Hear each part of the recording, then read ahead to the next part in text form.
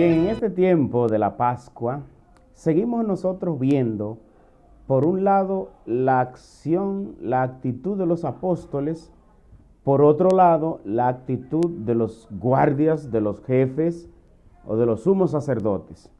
Entonces, por un lado está la autoridad terrenal, por otro lado está la autoridad divina representada en los apóstoles que siguen la resurrección. Y por eso la resurrección de Jesucristo trae un mensaje de revolución, revolucionario. Da una nueva mirada de la vida, de la sociedad, incluso de la autoridad. La gran pregunta de los sumos sacerdotes, de las autoridades terrenas es: ¿pero cómo es posible si les impedimos predicar? Si les hemos prohibido predicar en nombre de ese que ustedes dicen que resucitó, ¿cómo es posible que sigan predicando de él? Pues aquí debemos hacer algunas aclaraciones. ¿Quiénes eran los sumos sacerdotes? Los sumos sacerdotes, que eran los jefes del templo, eran pertenecientes al sacerdocio que viene desde Sadoc.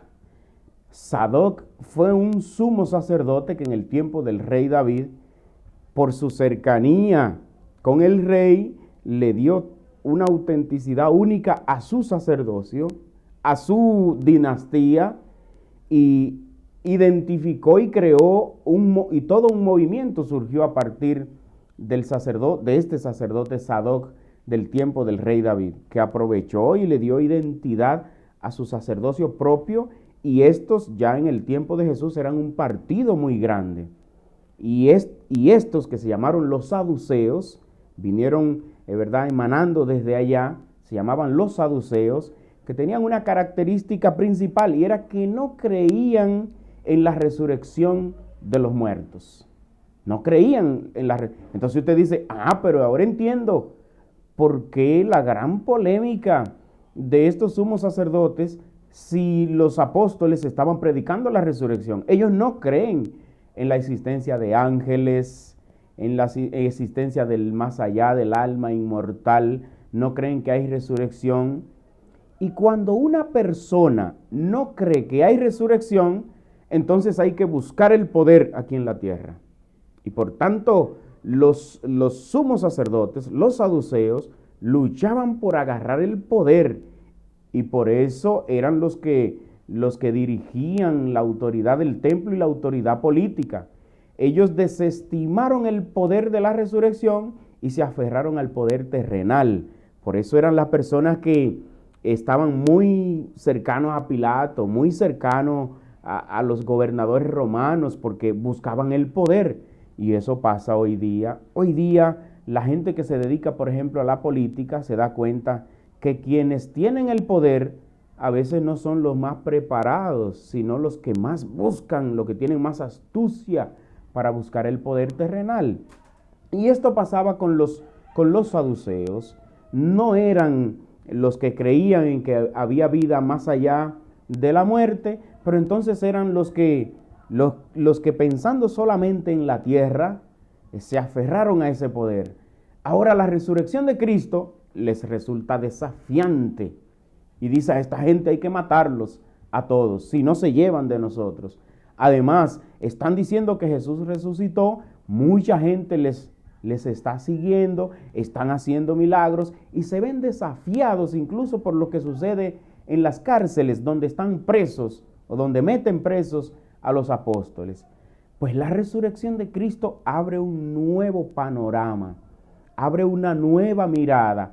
Porque si antes se discutía de que si había resurrección o de que si no había resurrección, hoy Pedro dice: es que somos testigos. Es que a mí me pueden quitar alguna idea filosófica, histórica, ideológica, lo que sea, pero de lo que yo soy testigo, nadie me lo puede quitar. Y por eso los testigos de la resurrección se vuelven desafiantes ante el poder terrenal. Y es precisamente lo que quiere Jesús de ti. Es precisamente lo que quiere Jesús de mí. Es precisamente lo que quiere Jesús de su iglesia. Una iglesia que siempre busca los bienes de la resurrección aunque se vea compelida, perseguida, aunque sea una iglesia que se vea sacrificada. San Pedro fue capaz de decir, no vamos a ceder a sus presiones, a la presión de la autoridad terrenal. No vamos a ceder a los maltratos, no vamos a ceder a los apresamientos, no vamos a ceder a las amenazas, porque eran amenazas constantes.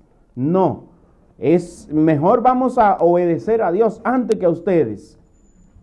¿Saben por qué? Porque eran testigos de la resurrección. El que es testigo de la resurrección de Cristo, nada ni nadie puede quitar ese testimonio que ya has visto y has oído de este hombre, Dios y hombre, que es Jesús de Nazaret. Pues pidamos siempre a Dios que nos permita ser testigos de su gracia, testigos de su amor, testigos de su misericordia.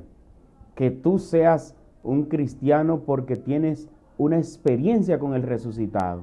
Y por eso yo siempre digo que no es lo mismo ser cristiano por tradición o por fe, dice yo soy cristiano de fe, o que ser cristiano por una experiencia, por una convicción, y mucho más aún, personas que son cristianos por miedo. En una ocasión les pregunté a un joven que se quería bautizar, y les preguntaba, ¿y por qué te quieres bautizar? Y él me decía, porque no quiero quemarme en el infierno. Entonces lo que le estaba moviendo era el miedo, no la adicción al gozo, a Jesús, a la resurrección, a la luz.